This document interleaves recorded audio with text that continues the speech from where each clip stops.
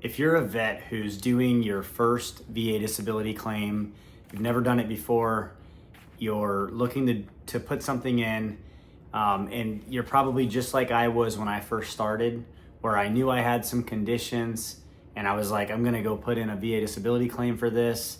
But then you're like, radio silence, I have no idea what to do. I have no idea where to even start, but I definitely have something that should be approved by the VA just by mere thought of, we all do that, right? This is something that I should have. So if that's you and this sounds like you, I want to do a video for you to get you started on that and walk you through the process. I also want to give you an opportunity to download a free Google Sheets document that I created with that concept in mind, something that I created by just thinking back to my first VA disability claim and not knowing where to even start and coming up with things that I messed up during that time frame. And hopefully this Google Sheets document will be helpful for you. If you want a copy of it, just put brainstorm worksheet down in the comments section below. I'll give it to you. It's a free download. It doesn't cost you anything. And I'll talk a little bit about that worksheet during this video. You also don't even have to download that worksheet because I'm going to kind of go over a lot of this stuff in the video. So a lot of vets, when they're in the shoes that you're wearing right now and you're in that beginning phase and you're not really sure what to do, they're submitting these claims by going online, creating the website or creating the profile with the VA, and they're just kind of like clicking on all the boxes and just kind of submitting it. There's no real strategy. There's no real plan, which is completely opposite of what vets are used to, right? Having some sort of objective and having tasks to get to that objective. And that's really what this is all about with this worksheet that I'm going to talk to you about.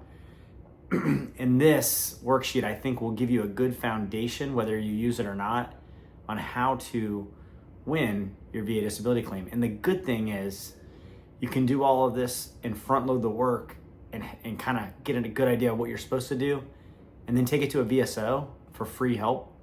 And I think you'll get a little bit more help from your VSO if you kind of already have these steps taken and a plan in place.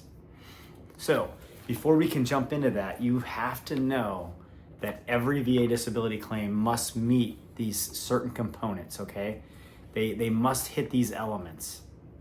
Number one is you've got to have a diagnosis, and it's got to be current.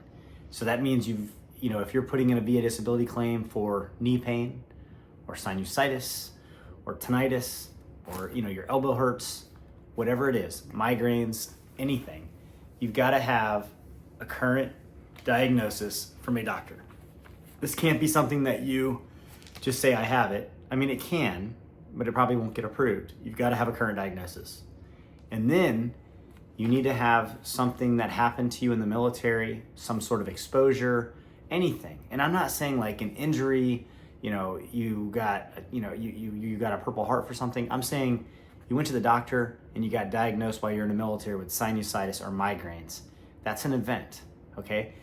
It's got to be something, but it could be an injury. It could be that you tripped and fell and you broke your ankle, you sprained your ankle, and now you're having really bad ankle problems 10, 15 years later.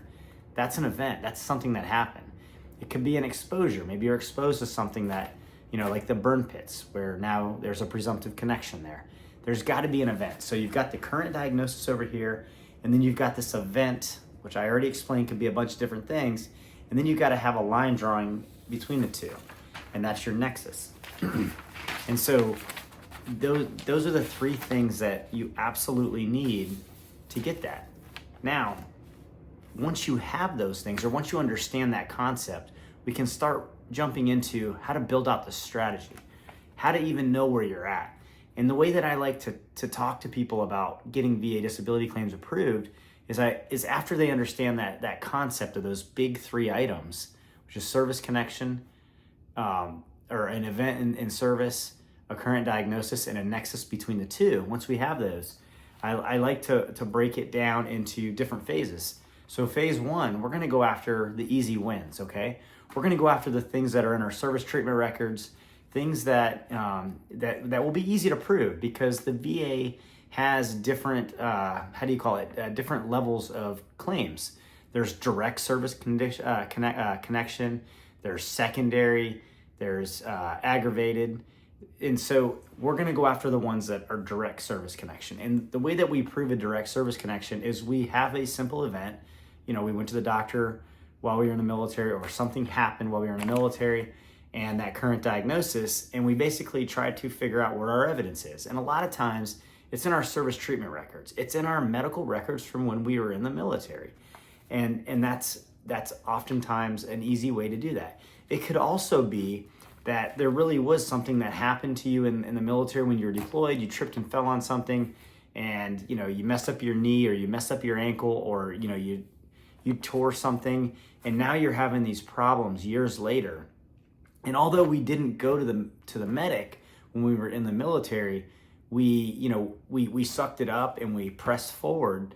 You could write a personal statement explaining that, and how that whole thing happened, and how it's connected to where you are today, and how you started seeing the doctor years later, and you think that this was connected to your service based on these facts. Believe it or not, the VA will accept that. They might not approve every single one of them, but it's a good start, and it's possible, especially if you couple it with a buddy statement from somebody that you were in the military with who observed that.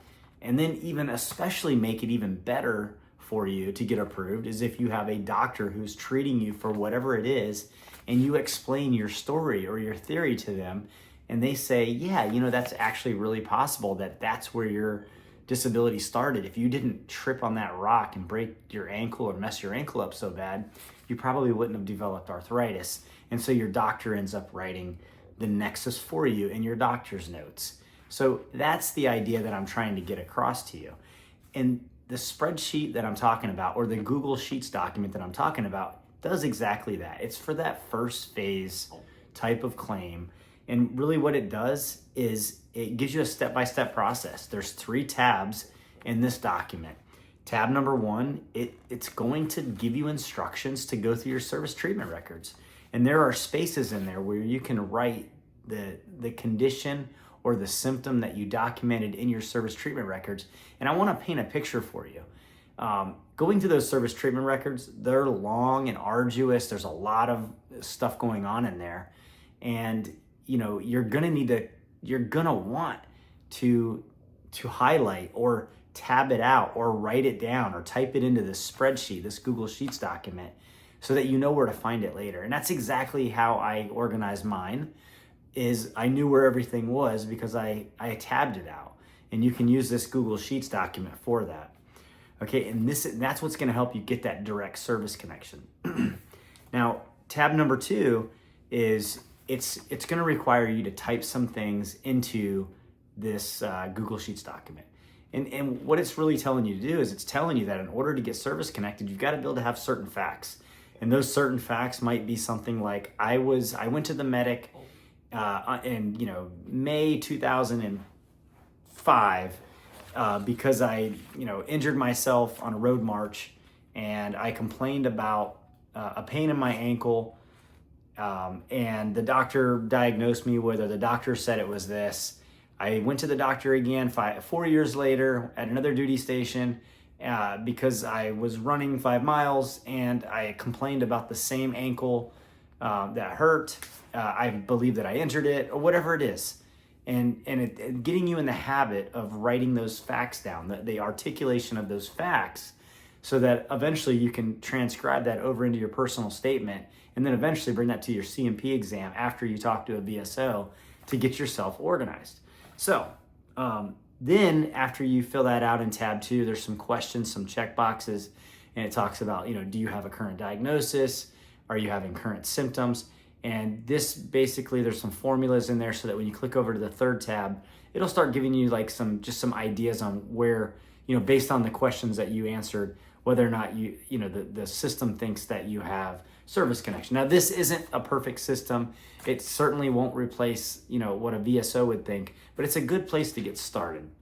And I think that if you use this and you take that information and you bring it to your VSO, I think you'll get their attention that you kind of have a plan already in place, and they can help you move to the next stage of your claim, which is putting in a claim or going out to get more medical evidence so that you can prove that you still have these conditions, or you still have you have a diagnosis of some sort of thing. It'll essentially give you a snapshot of your VA disability claim. Now, once you do this and you can submit this thing, then you can wait the short amount of time before they schedule you for a CMP exam. And now you can take this information, and it's already going to be in your head because you've been going over those facts and putting everything on paper and looking at your service treatment records and getting the right medical evidence and non-medical evidence so that you can bring that to your CMP exam. And your CMP examiner will probably be impressed, and they'll be able to fill out that DBQ with the facts that you're providing them, and hopefully service connect your condition and actually give you the rating that you deserve. So with that being said, that this is essentially my take on how that first VA disability claim should go. If you want to learn from some of the mistakes that myself and other vets have probably already dealt with.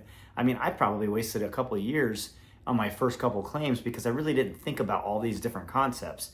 But what I want to do is I want to give you a way to organize your first VA claim so that you can get everything approved and then move into the next phase, which might be going after things that would be direct but might be a little bit more complicated because you may need more medical evidence. But we'll talk about that in another video.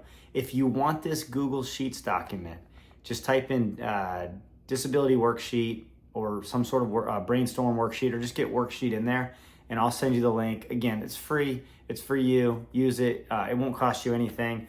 And I hope it helps you organize your VA claim.